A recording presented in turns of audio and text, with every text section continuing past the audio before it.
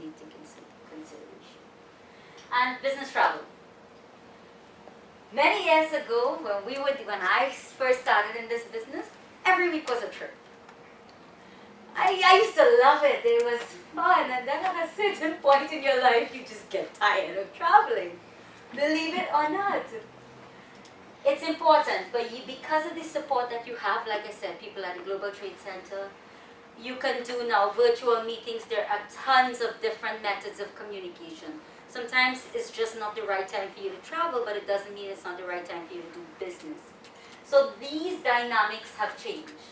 So face-to-face meetings can be done over your virtual meetings. You have Al who will be in Guatemala or Bolivia or wherever he's at, and you do a 15-minute session. When your business starts developing, I always recommend to people to visit your market and get to know your people face-to-face. It's important. And always keep that relationship. You may not have to travel to a market very often, but you need to keep that contact. You need to know what's going on with your distributor once you've chosen that person. Okay? So, it's great to travel. A lot of people, like my old boss who used to manage 10 islands at one time because he was the president of the company, he started this thing called the cruise trips, which was very, very cost effective for our company at a certain point. Because then when you're talking about a team of 10 people and we're all going to Colombia, and we all have to have hotel accommodation, and then from Colombia we're going to Barbados for a seminar, it adds up. Huh? And if it's not 10 people, 2 people, 3 people, it still adds up for a small organization. So there are very, very cost-effective ways to get this done. You also have to take into consideration things like your travel, visas, whatever needs to be done for that country, and cultural. We don't really look at that, but sometimes you need to understand the culture, and it's very, very important. Like I remember my first trip to St. Martin, I couldn't understand why you have to kiss on both sides of your face because you're always used to hugging. And I said, but Helen, this is standard, okay, fine. And if you don't do it, they feel offended. You know, little things, it makes a big difference. So you understand your market, and sometimes you can read those little tidbits when you're traveling. Before you go to a market, just kind of read a little bit.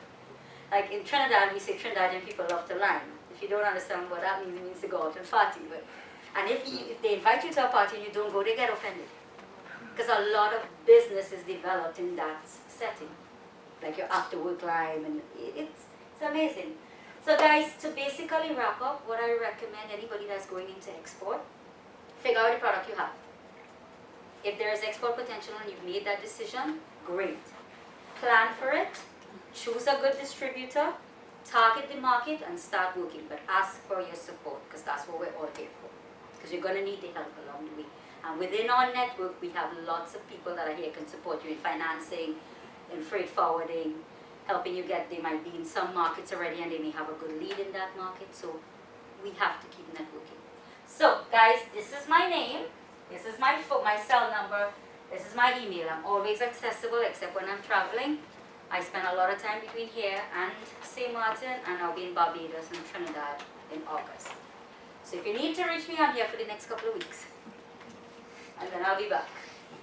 So, any questions, comments? I know you guys might want to talk to me one-on-one. That's fine.